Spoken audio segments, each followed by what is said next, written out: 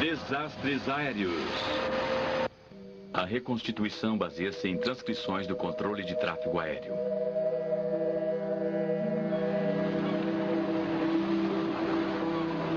Em 1998, ao largo da costa leste do Canadá, um moderno jato de passageiros de uma das melhores empresas aéreas do mundo está em chamas a 33 mil pés.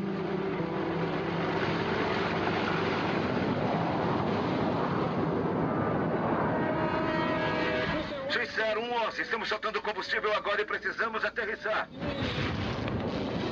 Em seus 6 minutos finais, cessa a comunicação com a cabine. Já está em chamas!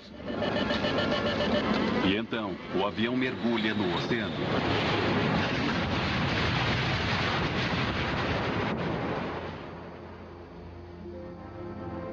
...229 pessoas estão mortas. O que provocou o fogo é um mistério. Muitas das embarcações vinculadas à Marinha Canadense que estavam no local disseram estar encontrando corpos e faziam repetidos pedidos de mais sacos para os corpos e para que eles fossem removidos. Agora, depois de uma das maiores investigações na história da aviação, a história completa por trás da perda do voo 111 da Swissair pode finalmente ser contada. Um chamado de alerta para toda a indústria aeronáutica, para se ter certeza de que o que ocorreu a bordo do Swissair nunca volte a acontecer. Swissair.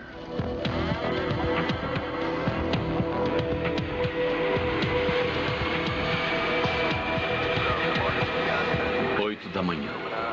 2 de setembro de 1998, o voo 111 da Swissair se prepara para deixar o Aeroporto Internacional JFK em Nova York em direção a Genebra, Suíça. O avião é um McDonnell Douglas 11, ou MD-11, um modelo primeiramente desenvolvido em 1986 como uma versão moderna automatizada do obsoleto DC-10. É considerado um dos mais confiáveis grandes jatos de passageiros nos céus. E os pilotos da Swissair estão entre os mais bem treinados do mundo. Certo, vamos começar o checklist. Motor anti-gelo? Não necessário. Positivo, não necessário. Auto brakes? Os pilotos da Swissair 111 são o capitão Urs Zimmermann e o primeiro oficial Stefan Loeb. 111, mantenha 31 esquerda. Zimmermann propiciava uma atmosfera tranquila na cabine, mas é também conhecido por sua firmeza em seguir tudo à risca. Quando não está voando, ele treina pilotos para a Empresa Aérea Nacional da Suíça. Checklist de decolagem, flaps, slaps, flaps ajustados a 15 graus. Ajuste 15 graus.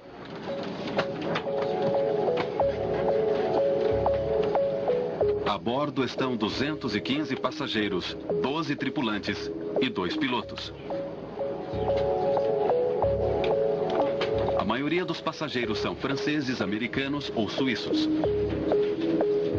Entre eles está Stephanie Shaw, 23 anos, de volta à casa de seus pais em Genebra. Stephanie era afortunada de várias maneiras. Ela era fisicamente muito atraente. Era uma garota inteligente. O motivo de ter ido para Nova York foi o fato de ter sido convidada a se tornar membro do Fórum Econômico Mundial sediado em Genebra, e ela queria fazer essa viagem antes de assumir. Ela era um encanto, realmente um encanto. 8h18 da noite. Swissair 111, pronto para decolar. Pronto para decolagem? Positivo, Swissair 111.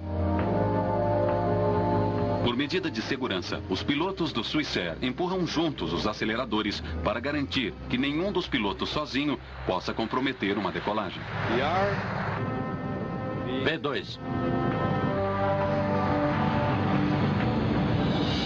O voo 111 da Swissair deixa a pista, traçando seu rumo a nordeste, em direção ao vasto Atlântico. Nos primeiros 15 minutos após a decolagem, não há comunicação do Swissair 111. Um pequeno e incomum detalhe que mais tarde intrigaria os investigadores. 8h48 da noite, horário do Atlântico. O tráfego aéreo no Atlântico é orientado por uma estação remota, em uma pequena cidade de Moncton, Nova Brunswick, Canadá. Quase meia hora depois da decolagem, o capitão Zimmerman comunica-se pela primeira vez com Moncton. Centro de Moncton, Swissair 111, boa noite, nivelando a 330. Swissair 111, centro de Moncton, boa noite. Relatórios de turbulência leve ocasional em todos os níveis. Moncton, Swissair. É um início perfeitamente normal para uma travessia transatlântica.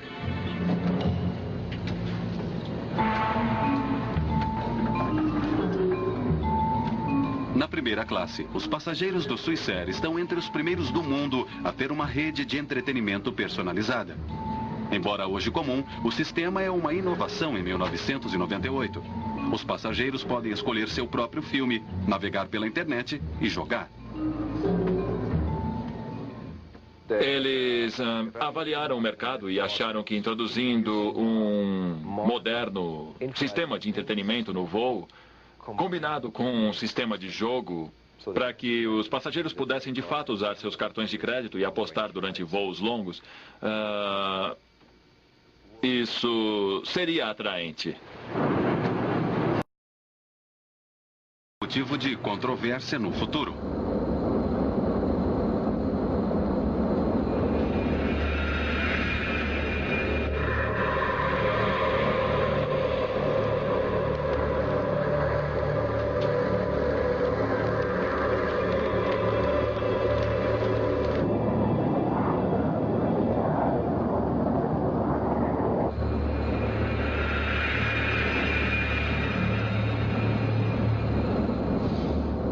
Está sentindo o cheiro? Sim, o que será? Vá ver, eu controlo. Positivo, controle é seu.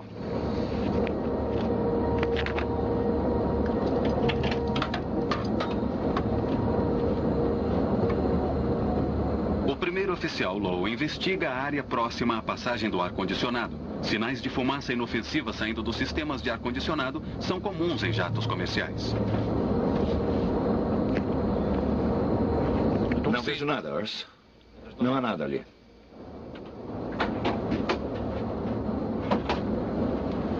Me chamou, capitão? Estávamos certos de ter sentido cheiro de fumaça alguns segundos. Sente alguma coisa? Também estou sentindo. Senti isso lá na cabine antes de entrar? Não. Tenho certeza que não. Eles concordam que o ar-condicionado deve ser o responsável. Não estou sentindo nada. O ar-condicionado, então? Sim? Por favor, desligue. Obrigado.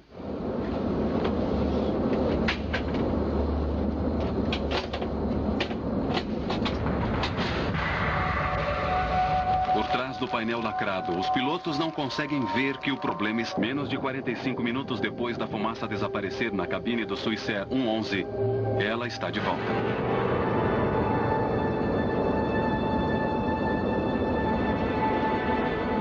Zimmerman segue os procedimentos da Swissair. Ele faz planos para desviar o avião para o local mais próximo para aterrissagem. O local mais próximo para aterrissagem. Vamos precisar dos mapas de navegação e informações sobre o tempo na região. Boston está próximo.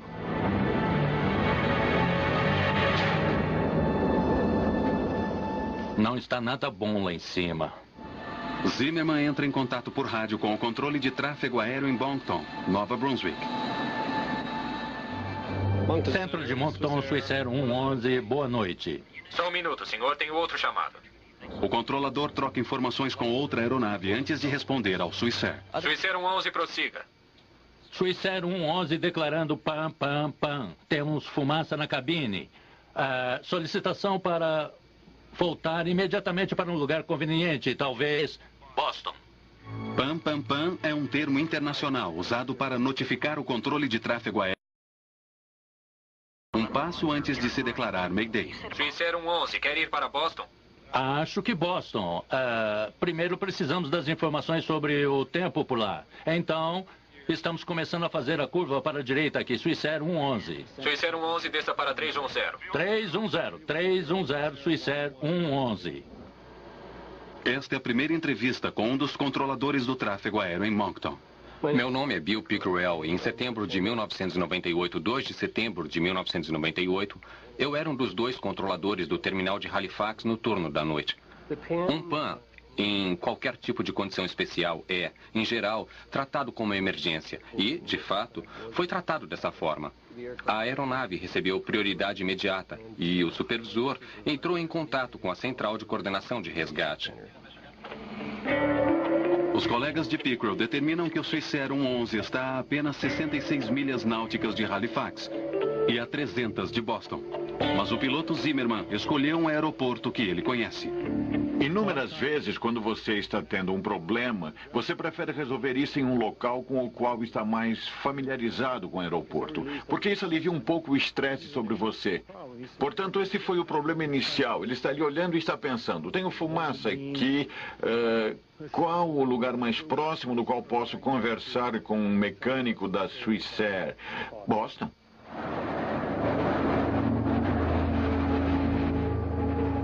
Swissair 111, centro. Swissair 111, prossiga. Não prefere ir para Halifax?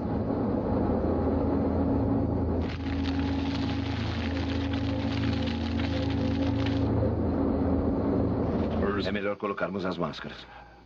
Aguarde. 1 minuto. Pam, pam.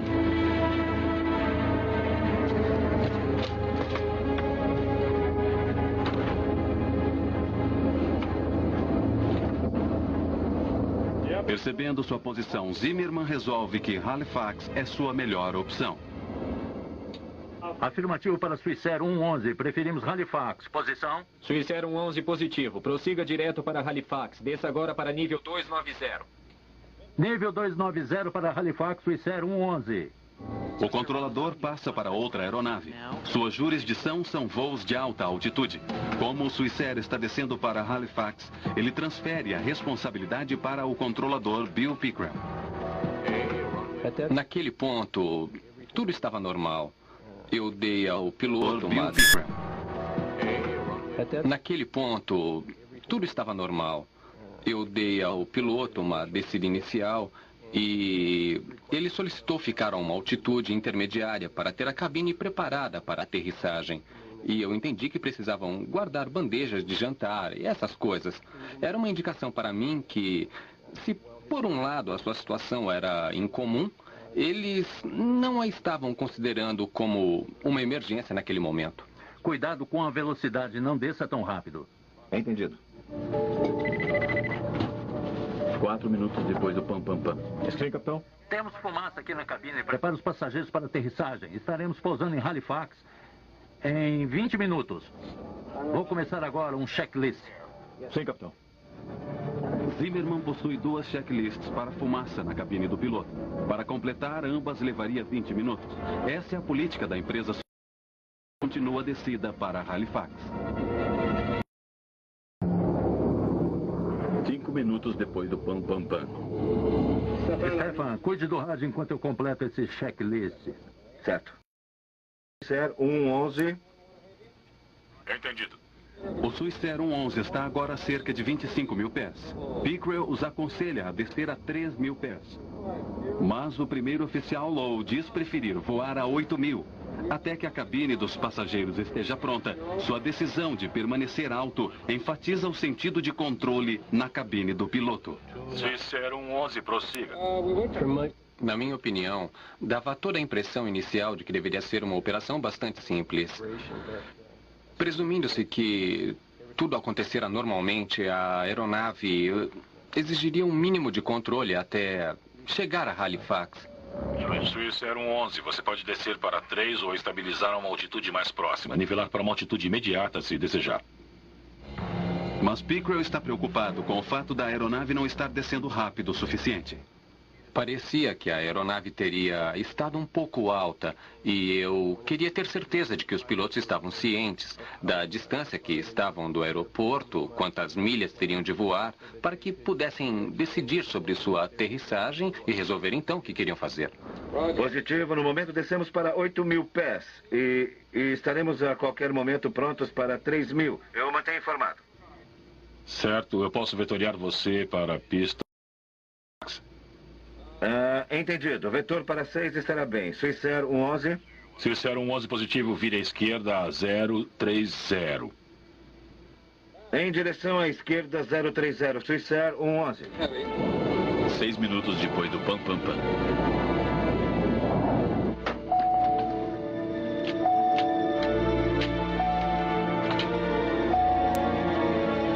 O capitão Zimmerman precisa de informações sobre a pista de pouso que não lhe é familiar, mas sua maleta está fora de alcance. Ele pede a comissária para ajudá-lo. Pois não, capitão? Só 2 minutos. Preciso da maleta com os mapas de aproximação.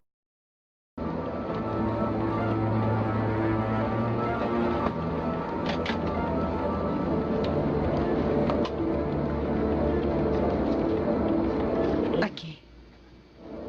Volte para a cabine. Sim, capitão.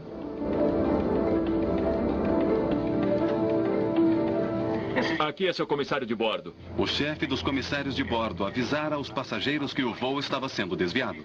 Não há normalmente e não há sinal de fogo na cabine.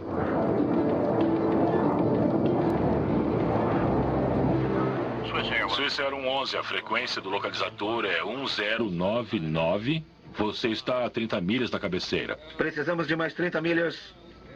Mas ainda a mais de 20 mil pés, o Swiss Air 111 está alto demais para fazer uma aterrissagem em 30 milhas. A frequência é de 1099 para o localizador. Entendido, 1099. E estamos virando à esquerda em direção norte. Swiss Air 111. Precisamos soltar combustível. Positivo. Até então, as comunicações com o Swiss Air estiveram calmas. Ainda assim, o centro de Moncton inicia procedimentos de emergência no aeroporto de Halifax. 10h21 da noite. Preparando a equipe em terra para a aterrissagem do Swiss Air 111, Pickrell procura obter mais informações com os pilotos. Swiss Air 111, quando tiver tempo, pode me passar o número de pessoas a bordo e o seu combustível, por favor, para o serviço de emergência. Positivo. Neste momento, o combustível a bordo é de 230 toneladas. Precisamos soltar um pouco de combustível. Podemos fazer isso nessa área durante a descida? Pickrell fica surpreso ao saber tão tarde que o Swiss Air 111 precisa soltar combustível. Naquele momento, a situação ficou complicada. Na verdade, transmissão depois daquela, a situação ficava cada vez mais complicada. Pickrell considera suas opções de um lugar seguro que não leve a aeronave para muito longe de Halifax. Ele resolve direcionar a aeronave sobre a Baía de St. Margaret, a cerca de 30 milhas do aeroporto.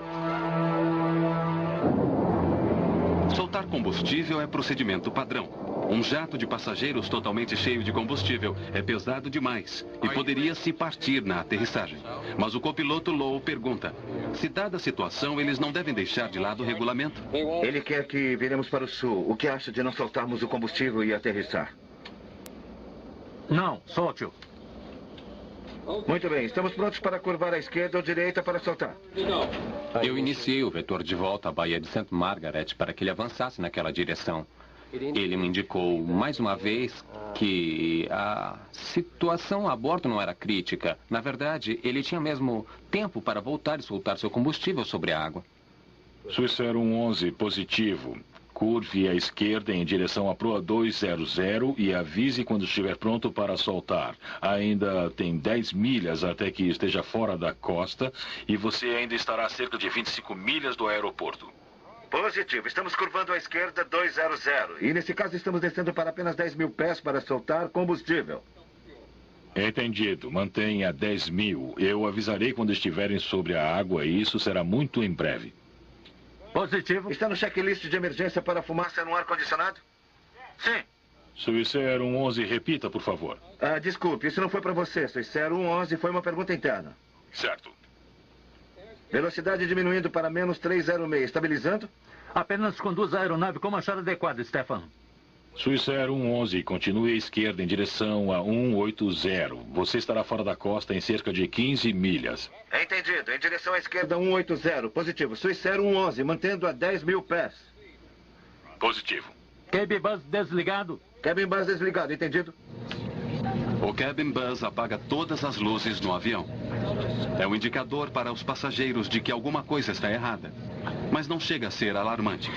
Senhoras e senhores, temos uma temporada... 9 minutos depois do pam pam Por pam. favor, fiquem calmos. A tripulação logo trará lanternas para aterrissagem. Apesar da cabine do piloto estar cheia de fumaça, ainda não há fumaça na área dos passageiros.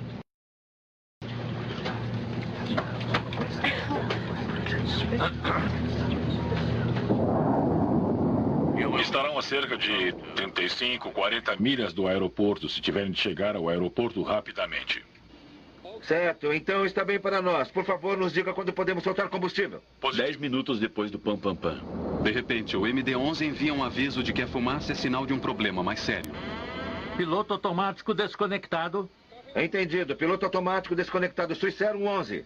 O fogo agora atingiu o piloto automático do avião. E isso é apenas o começo.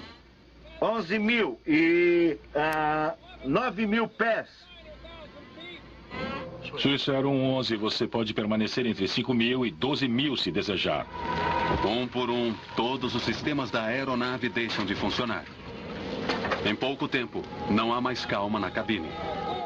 Positivo, estamos entre 12 e 5.000 pés. Estamos declarando emergência agora. Swissair 111, às 0124. Os dois pilotos falam ao mesmo tempo. Com outras distrações na sala de controle, Pickrell é incapaz de ouvir uma transmissão crítica.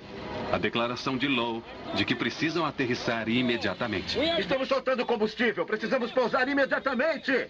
Swissair 111, apenas mais algumas milhas e eu estarei com vocês. Positivo. Estamos declarando emergência. Swissair 111. Perder essa transmissão é um momento que Bill Pickrell revive hoje. Não creio que esse seja um sentimento que você possa descrever adequadamente.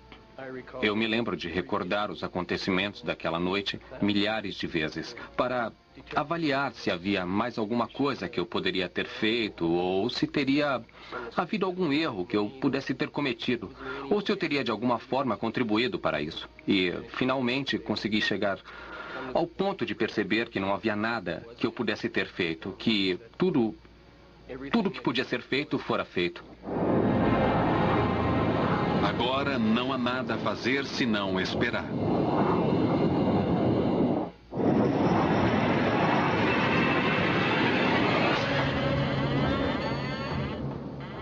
Estou apenas voando e nada mais. 30 segundos após declarar emergência, os pilotos do Swissair 111 enfrentam o inferno. Todas as minhas telas estão desligadas, voando com instrumentos de emergência, mantendo 300! Swissair 111, você está livre para começar a soltar o combustível nessa rota e avise quando tiver terminado.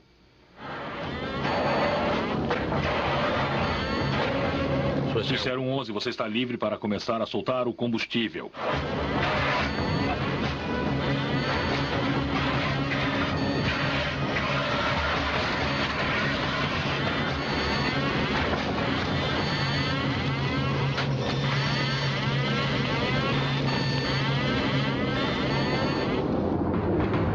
Não há mais comunicação com a aeronave.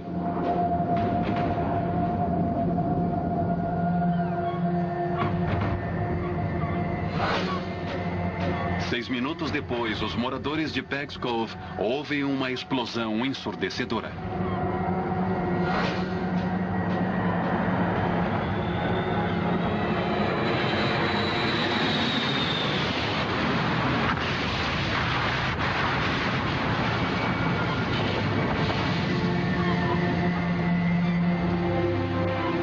Sabe o que aconteceu com 229 pessoas depois de 360 segundos de silêncio.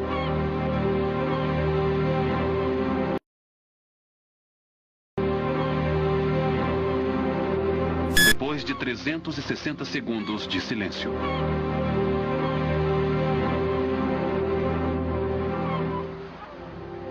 Foi provavelmente a sensação de maior impotência que alguém pôde sentir. Não ser capaz de fazer nada e apenas ficar sentado observando aquele ponto e esperar que ele volte para o aeroporto.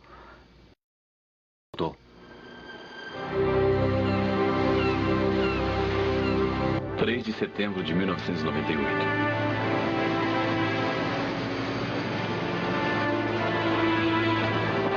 Na manhã seguinte, a equipe de resgate vislumbra os terríveis restos do Swissair 111. Apenas um corpo é encontrado intacto.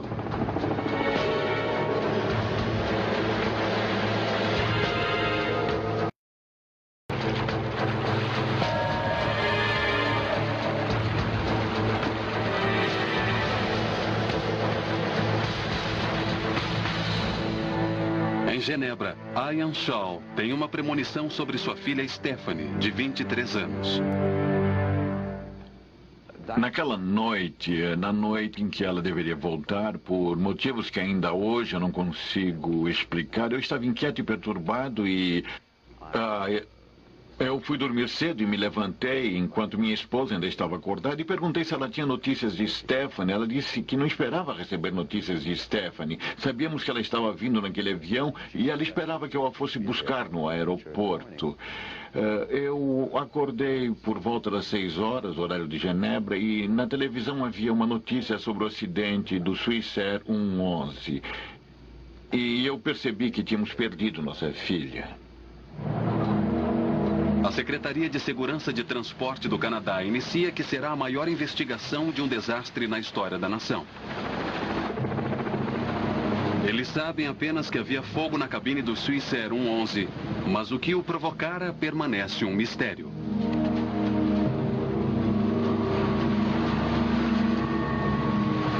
Bem, esse acidente foi um desafio a ser investigado e, inicialmente, tínhamos de recuperar a aeronave a cerca de 55 metros de profundidade e cerca de 185 pés de água. Claro que estava em muitos pedaços. Como se descobriu, eram alguns milhares de pedaços. Portanto, esse foi o desafio inicial e, então, depois disso, quando você tem tantas peças, é preciso determinar quais são as mais relevantes e o que elas estão lhe dizendo sobre o que aconteceu e por quê. 3 de setembro de 1998. A TSB iniciou um complexo plano de múltiplos estágios. Primeiro, mergulhadores são enviados para investigar os destroços. Eles descobrem que o avião foi feito em milhares de pedaços. À medida que o tempo de outono piora, aumentam os riscos para os mergulhadores. Nesse ritmo, a investigação vai ser completada. 12 de setembro de 1998.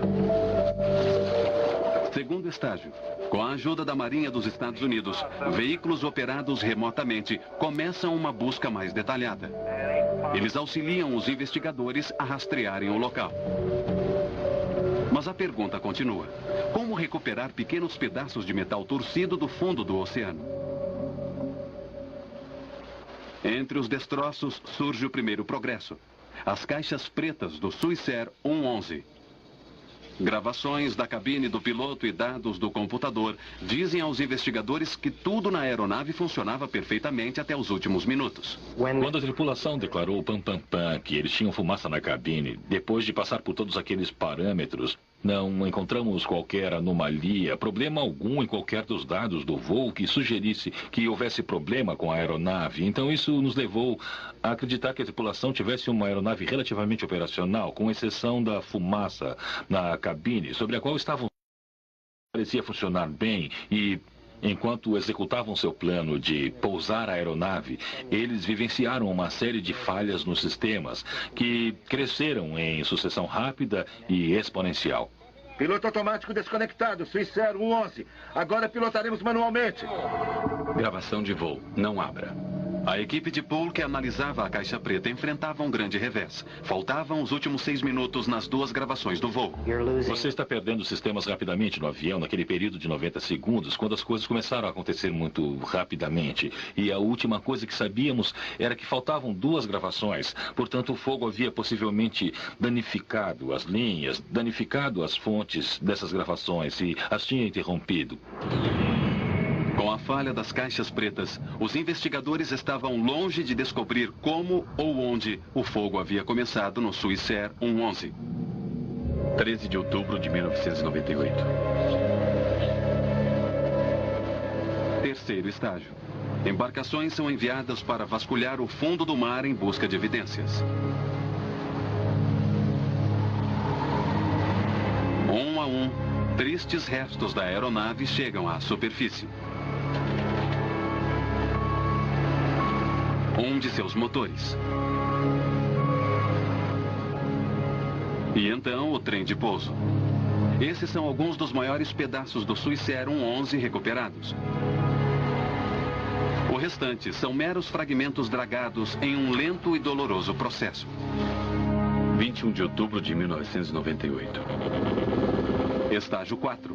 Um hangar militar nas proximidades fornece um laboratório de emergência para a crescente equipe forense de investigadores.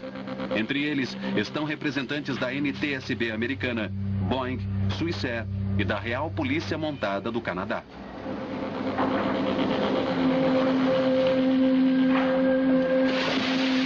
Pedaços do Swissair 111 chegam por caminhão e são selecionados e analisados. Logo, o hangar estava com sua capacidade máxima e com o maior quebra-cabeças na história da NTSB. Como um incêndio aparentemente pequeno na cabine do piloto, de repente se transformou em uma catástrofe.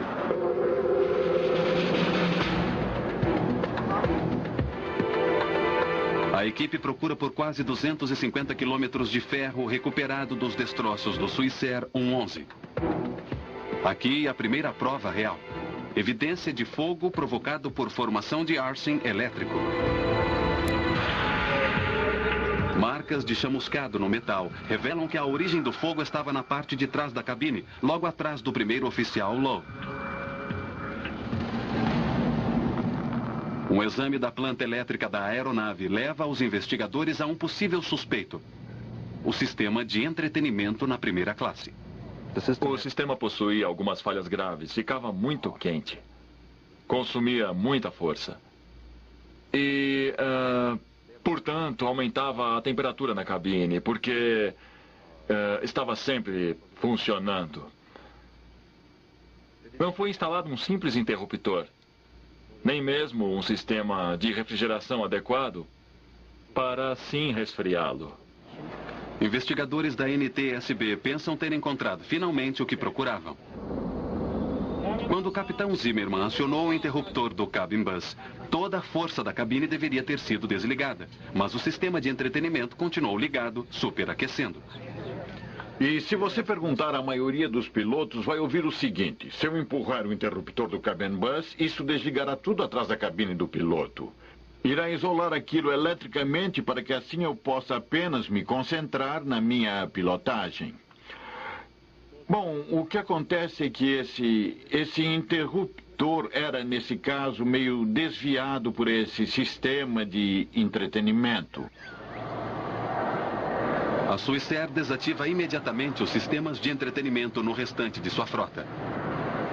Mas a NTSB conclui que o mistério não está solucionado.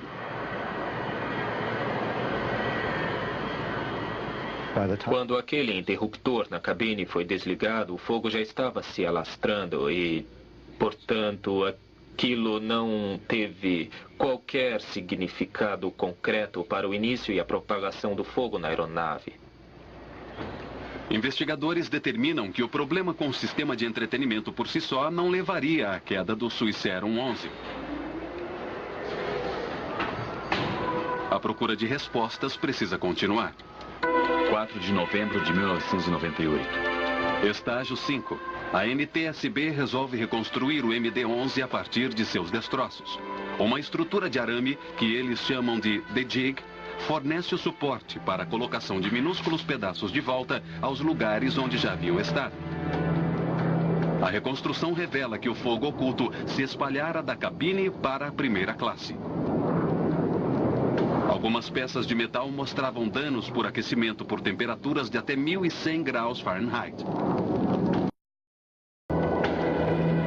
À medida que prossegue a investigação, alguns argumentam que as ações dos pilotos poderiam ter contribuído para o desastre. Alguns especialistas responsabilizavam a abordagem de Zimmerman e Lowe de que, seguindo à risca os regulamentos, poderiam ter lhes custado as vidas. Não foi para você. Swissair 111 foi uma pergunta interna. Alguns operadores enfatizam, logo nos primeiros estágios, aterrissar assim que possível. E aí, então, se der tempo, fazer o checklist. Outros dizem, use o checklist. E se no final do checklist isso não ajudar, então aterrisse o mais rápido possível. Bastante contraditório em relação a quando aspirantes aprendem logo de início que sempre que houver fogo, você tem um incêndio, e incêndio significa aterrissagem rápida. Interruptor de luzes de emergência ligado? Interruptor de emergência ligado. Infelizmente, nesse caso, pela maneira como o checklist foi escrito, ele não dizia, agora comece com um desvio. Ele começava mais com, vamos tentar ver se conseguimos resolver o problema. E então agora, de repente, você tinha um problema que pegou você desprevenido e você não esperava. Precisamos de mais de 30 minutos. Mas a NTSB considera o curso do tempo. Os investigadores determinam que o Swissair 111 não chegaria ao aeroporto de Halifax em circunstância alguma. O tempo simplesmente não era suficiente. Em nossos cálculos, nós mostramos que, começando no ponto de descida aceitável de 30 mil... O tempo simplesmente não era suficiente. Em nossos cálculos, nós mostramos que, começando no ponto de descida aceitável de 30 mil pés, por volta das 10h14 daquela noite, levaria cerca de 13 minutos para que o avião pousasse, o que nos levaria para as 10h27. Por volta das 10h24, os sistemas da aeronave estavam começando a falhar. Por isso, acreditamos que, naquelas circunstâncias, a tripulação não teria sido capaz de aterrissar o avião com sucesso naquelas condições com o tempo de que dispunham. Seja o que for que tenha provocado o fogo no Swissair 111, ocorreu em uma velocidade letal. O mistério permanece. De 1999. Um ano se passa e então outra operação ambiciosa tem início.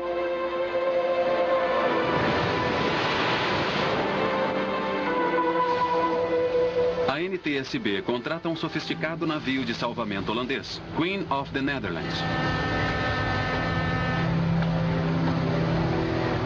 A embarcação é equipada com um gigante sistema de vácuo capaz de dragar até os menores pedaços do Swissair 111 do fundo do oceano. Uma mistura de água do mar, lodo e aeronave é bombeada até o porão central do navio. Essa carga é então bombeada para um reservatório especialmente construído no litoral próximo. Quando a água é drenada, os investigadores encontram outro 1 milhão de pedaços da aeronave. Qualquer um deles pode conter a pista sobre o que provocou um incêndio catastrófico. A tediosa classificação tem e continua durante semanas.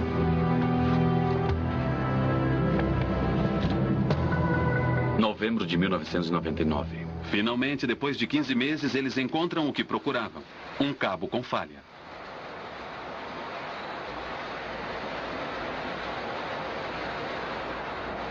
Procuramos por todo tipo de possíveis fontes de calor que pudessem iniciar um incêndio naquela área e, nesse momento, descobrimos uma fiação falha naquela direção e, bem próximo dela, havia um material bastante inflamável chamado tereftalato de polietileno metalizado, que é um material de cobertura que reveste as mantas de isolamento. As mantas de isolamento que revestem o MD-11 são comuns em aeronaves comerciais no mundo todo. Elas passaram pelos testes de inflamabilidade da indústria, que exigem materiais que se autoextingam depois de um período razoável de tempo.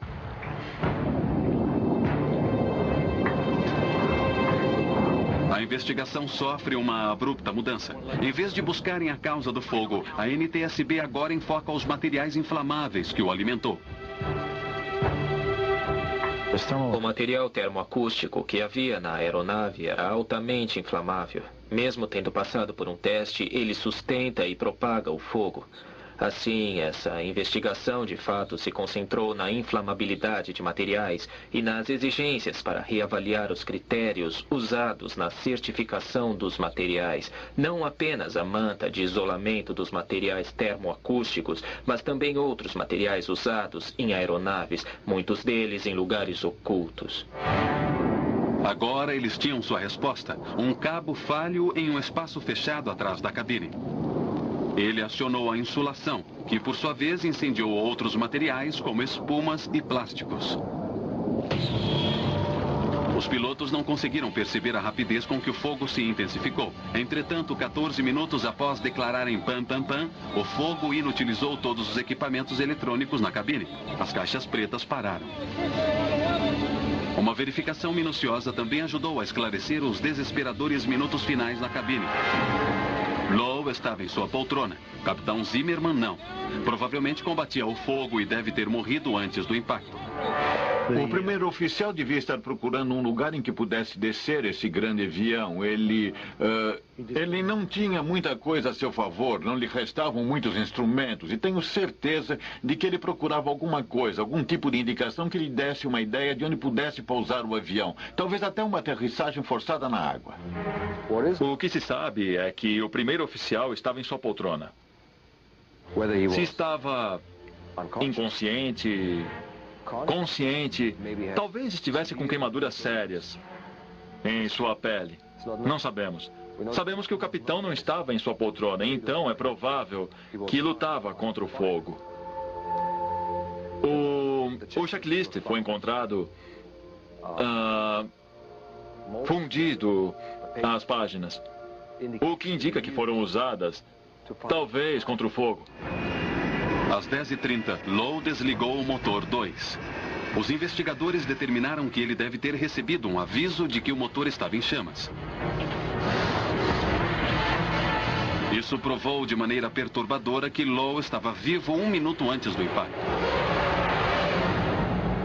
Eles não conseguiram determinar se os passageiros estavam cientes do fogo, pelo menos até os minutos finais.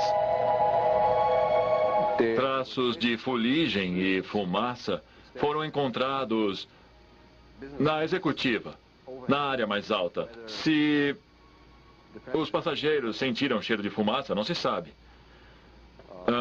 O DNA mostrou que não havia resíduos em seus corpos. A aeronave atinge a água com força de 350 Gs.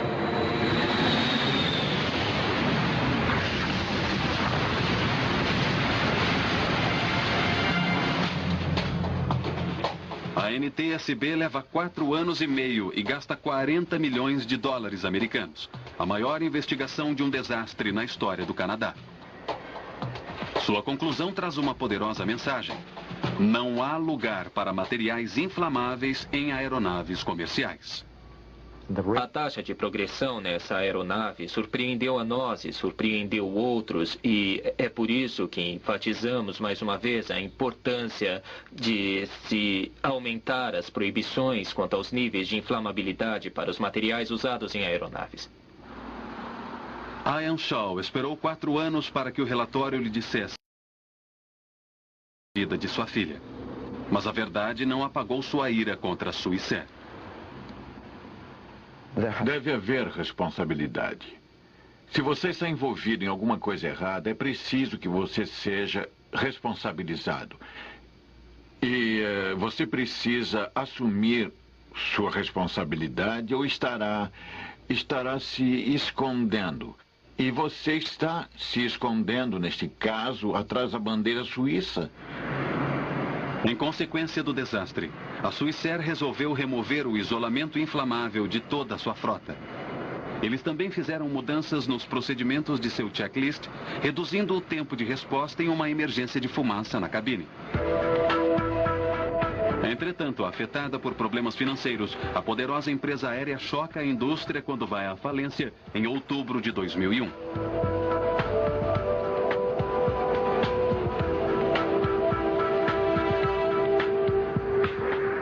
O isolamento inflamável que colocou o Swissair em chamas permanece presente em 2/3 das aeronaves comerciais hoje, mas não por muito mais tempo. O material tereftalato de polietileno metalizado foi totalmente banido das aeronaves e o critério para a certificação desse tipo de material para uso em aeronaves foi modificado. Ainda não foi transformado em lei, mas estamos esperando por isso, portanto o critério é mais rigoroso. A Administração Federal de Aviação Americana estabeleceu um prazo até 2005 para a remoção do material de todas as aeronaves comerciais. Essa grande revisão tem como objetivo garantir que a tragédia da Swissair não se repita.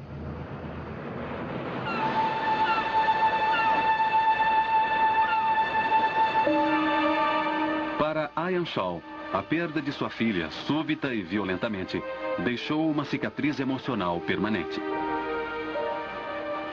Ele deixou sua mulher e seus bens em Genebra.